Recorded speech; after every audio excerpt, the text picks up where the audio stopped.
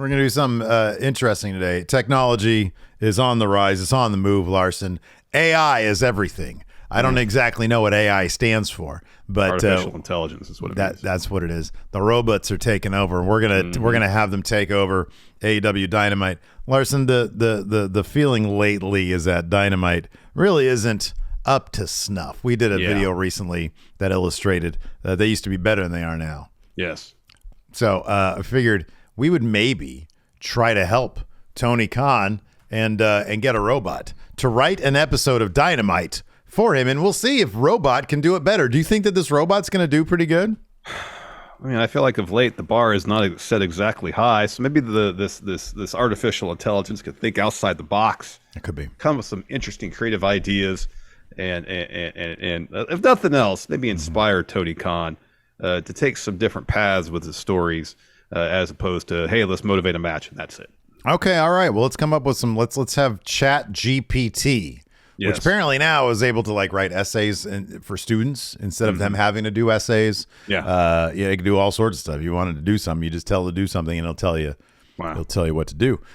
So let's go ahead and so are we going to just have it straight up write an entire script off the bat, or do you want to break it down per segment? How are we going to do this? I've never really experimented with Chat GPT, so I don't know the. Let's just start late. Let's look. What do we want to do? We want it to write a script for AEW Dynamite, right? Yeah, let's do that, and we can just go through it and see if there's anything interesting. Sure, let's write a script for an entire episode of All Elite Wrestling Dynamite on TBS. Oh shit! What is it saying? Error occurred. Regenerate response. Apparently, that's too. Is that too specific or not specific enough? I did not expect this to happen. Well, if you take TBS off there, maybe that'll work. Okay. Maybe it's a week that it's on TNT or something. Write an episode of All Elite Wrestling Dynamite. Oh, here we go. Okay. It's thinking. All right. Good. Sure. Here's an episode of All Elite Wrestling Dynamite. March 2nd, 2023. The show kicks off with the AEW World Champion Adam Page making his way to the ring. Page addresses the crowd and talks about how he's proud to be the AEW World Champion and how he's looking forward to defending his title against anyone who wants to step up to the challenge. Suddenly, he's interrupted by MJF, who makes his way to the ring with his own microphone. MJF insults Page and tells him he's not a real champion because he hasn't faced anybody of MJF's caliber. Page challenges MJF to a match right then and there, but MJF declines and says he'll only face Page on his own terms. The two stare each other down before Page exits the ring. Next up, we've got a tag team match between the Young Bucks and Jurassic Express. The Bucks dominate most of the match, but Jurassic Express makes a comeback, and it's a series of high-flying moves. However, the Bucks ultimately pick up the victory after hitting a Melter driver on Jungle Boy. In the backstage area, we see Cody Rhodes and Darby Allin having a conversation. Cody apologizes to Allin for some of his past actions and tells him he wants to be friends again. Allin accepts the apology, and the two shake hands. The next match is a women's division match between Britt Baker and Thunder Rosa. The two women put on a hard-hitting back-and-forth match with several near falls. In the end, Baker locks in her lockjaw submission hold and forces Rosa to tap out. After the match, Baker celebrates in the ring but is interrupted by Serena Deeb, who makes her way to the ring. Deeb challenges Baker to a match the next pay-per-view, which Baker accepts. Up next, we have a match between two up-and-coming stars, Sammy Guevara and Dante Martin. In the end, Guevara picks up the win after hitting a GTH. In the main event, we have a six-man tag match between Kenny Omega, the Good Brothers, and their opponents Hangman Page, Jon Moxley, and Eddie Kingston. This match is chaotic from the start, with all six men brawling in and out of the ring. Towards the end of the match, MJF makes his way to the ring and distracts Page, allowing Omega to hit him with the one-winged angel and pick up the victory for his team. After the match, MJF taunts Page and tells him he'll never be a true champion as long as MJF is around. The show ends with Page staring down MJF and Omega from the entrance ramp, ready to face any challenge that comes his way. I mean, that just sounds like an episode of Dynamite from 2021, honestly. That actually just sounds like a Dynamite from last year. Yeah. So, or from 2 years ago. So yeah. I'll be honest with you. I'm not terribly impressed. Now, maybe if we take a different tact. Yes. So, how specific can you get with things? Can you say, write an episode of AEW Dynamite that takes place in international waters? Write an episode of AEW Rampage. Oh, there you go. Takes place in international waters on a barge. Good. It's like the spring break edition. Right. Yeah. Welcome to Rampage, broadcasting live from a barge in the middle of international waters. Our first match is a tag team contest between the Young Bucks and the Lucha Brothers. The Bucks make their entrance accompanied by their elite stablemates Kenny Omega and the Good Brothers. This is just all 2021 stuff. Okay, stop. Oh, wait a second. It says next up we have a singles match between Moxley and a mystery opponent. Moxley makes his entrance and waits in the ring as the opponent is announced. To the surprise of everyone, it's former WWE superstar CM Punk. Okay, hold on. Wait. Let's do a new one. Okay. Hold on a second. Write an episode. How about this? Instead of going to 2023, let's go into the future, Lars. Future. Good. Of AEW Rampage that takes place 2026 in the year 2026 from Sturgis. Oh, good. Here we go. All right. Welcome to AEW Rampage. It's 2026, and we're coming to you live from Sturgis, South Dakota, where the air is thick with the roar of motorcycles, the excitement of professional wrestling. The show starts with an electrifying opening video package showcasing the biggest stars of AEW, including a glimpse of some of the new talent that has emerged since the last time we were in Sturgis. The lights come up, the crowd erupts into cheers, and the announcers welcome to the show. They preview the night's matches, including a main event between AEW World Champion MJF and his longtime rival, Darby Allin. The first night of the match sees AEW newest tag team, the Outlaws, taking on the veteran duo of Santana and Ortiz. They're back together. That's great to hear. The Outlaws, consisting of Jack the Snake Roberts and the Rebel Luke Gallows, put on a dominant performance, showcasing their unique blend of old school wrestling tactics and new school athleticism. Despite a valiant effort by Santana and Ortiz, the Outlaws come out on top, cementing their status as a team to watch in the AEW tag division. So Jack Roberts, not Jake Roberts, Jack the Snake Roberts. Luke Gallows, though. The Rebel Luke Gallows.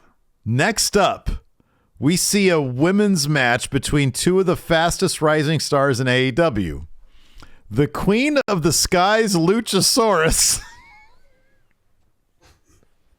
takes on the high-flying Thunder Rosa in a fast-paced, hard-hitting match that keeps the crowd on the edge of their seats. In the end, Thunder Rosa comes out on top with a picture-perfect top rope splash, earning her a well-deserved victory. As the night rolls on, we see a number of other thrilling matches, including a hardcore match between Darby Allin and the Butcher Andy Williams, as a high-flying showdown between Rey Fenix and the Spanish Fly, as well as Phoenix versus Sammy Guevara. Finally, time for the main event. The crowd is buzzing with anticipation as MJF makes his way to the ring, flanked by his faithful bodyguard Wardlow. They're back together? Darby Allin follows shortly after, wearing his signature face paint and carrying his skateboard. The match is a back-and-forth affair, with both men using every trick in their respective arsenals to gain the upper hand. Wardlow tries to interfere on behalf of MJF, but Darby manages to fend him off with a skateboard. In the end, it's Darby who emerges victorious, hitting MJF with his coffin drop finishing maneuver and pinning him for the 3 count. The crowd erupts into cheers as Darby celebrates his hard-fought victory, and the announcers declare him the new AEW World Champion. Wow. As the show comes to a close, we're left with the same sense that anything can happen in AEW and that the future of professional wrestling has never been brighter. Okay, this is what I want to do now. Yes. Write the episode that comes after this one. The episode of Dynamite. I'm just going to see because it's like on the same line of a prompt. Yeah. Dynamite. It's still in 2026. Okay, now we're coming to you from Chicago, and we got a jam-packed show. The show starts with the announcers hyping up the events of last week's Rampage, including Darby Allin winning the AEW World Championship. Wow. Oh my God, they're just booking this out. The first match is Young Bucks versus the Lucha Brothers. The Lucha Brothers win, and they become the new AEW Tag Team Champions. Darby Allin backstage talks about his journey to becoming world champion. He challenges MJF to a rematch. The next match of the night sees Chris Jericho taking on Ethan Page. Jericho hits Page with the Judas Effect, picking up the win. Next up, Dr. Britt Baker, DMD, and Ty Conti have a match. In the end, Britt Baker wins with the lockjaw. It's time for the main event of the night. All right. Jon Moxley takes on AEW newcomer, the alpha male Monty Brown.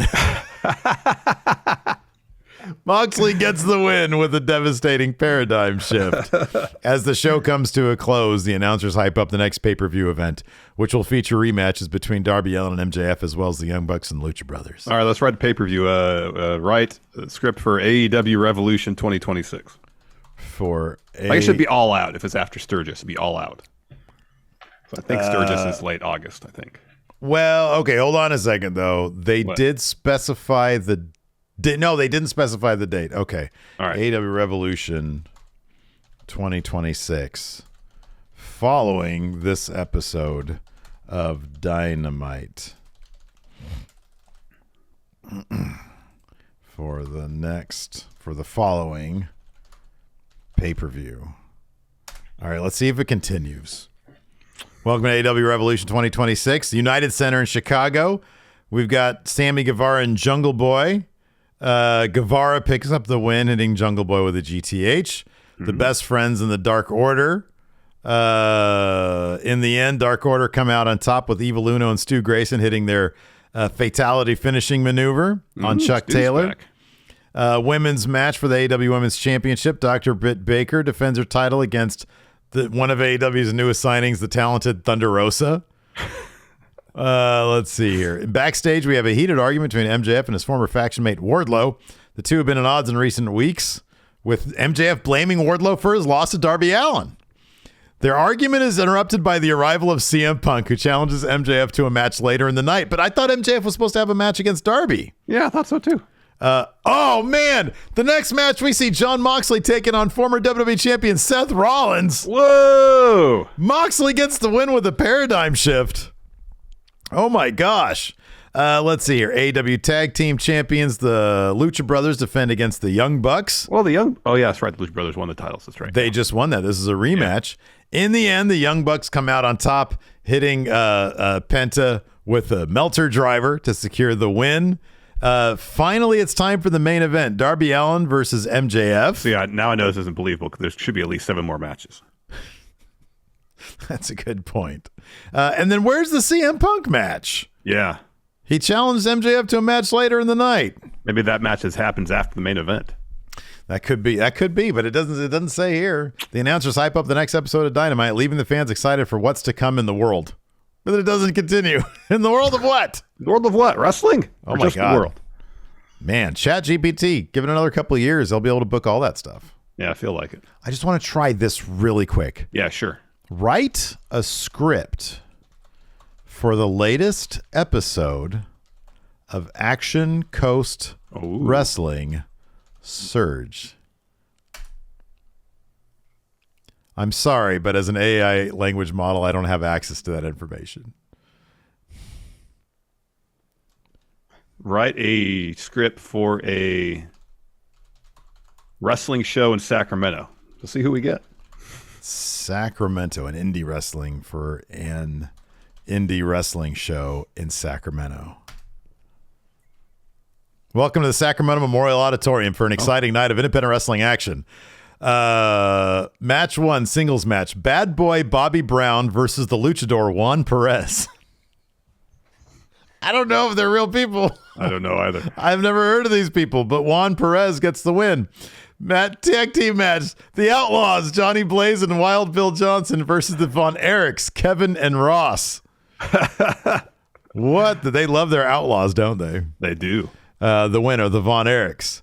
Next up, women's match. California Dream Ashley Adams versus the Vixen Victoria Vega.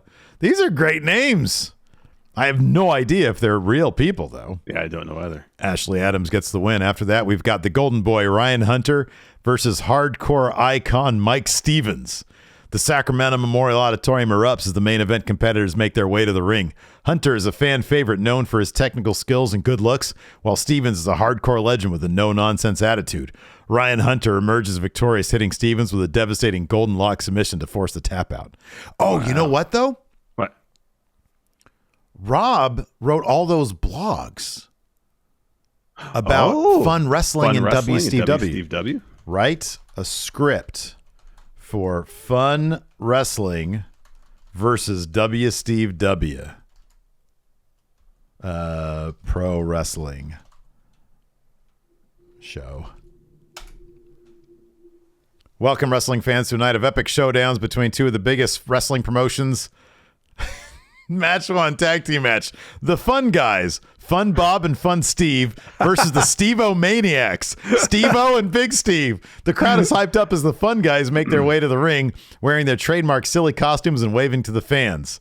As the match progresses, the Fun Guys continue to impress with their teamwork and comic antics, while the Steve-O Maniacs rely on brute force. In the end, it's the Fun Guys who come out on top, hitting Steve-O with a double drop kick for the win. Match 2. Burt the Hurt Jenkins versus Stone Cold Steve Austin. The match escalates with both wrestlers using everything from tables to barbed wire to inflict damage on their opponent. Oh, wow. In the end, it's Austin who emerges victorious, hitting Jenkins with a Stone Cold Stunner for the win. Oh, hell yeah. Holy shit. Match 3. Nikki Bella versus Sable. In the end, it's Nikki Bella who comes out on top, hitting Sable with a rack attack for the win. Oh, wow. Match 4, main event. If this doesn't scream Sacramento indie wrestling, nothing does. A steel cage match between John Cena and Stone Cold Steve Austin. Twice in one night, Stone Cold's got a match? Working twice. Wow, it says here. Too. The Sacramento Memorial Auditorium is rocking as the two biggest names in wrestling history make their way to the ring. John Cena is the face of WWE, while Stone Cold is a legend with a massive following. The match starts off with a series of power moves from Austin as he slams Cena into the steel cage. Cena battles back with a series of punches and a 5-knuckle shuffle. Winner, John Cena with an attitude adjustment from the top of the cage. What? That's something else. If we ever get back to booking a promotion. We book Raw? Yeah. Yeah, we're doing that. Yeah, we're doing that for sure. Absolutely. Yeah, we're going to do that. Anyways. That's great. That's going to do it for this video. Check out one of these over here. And, book your favorite wrestling shows using ChatGPT. It's the way of the future, man. There's no denying it. Scary stuff.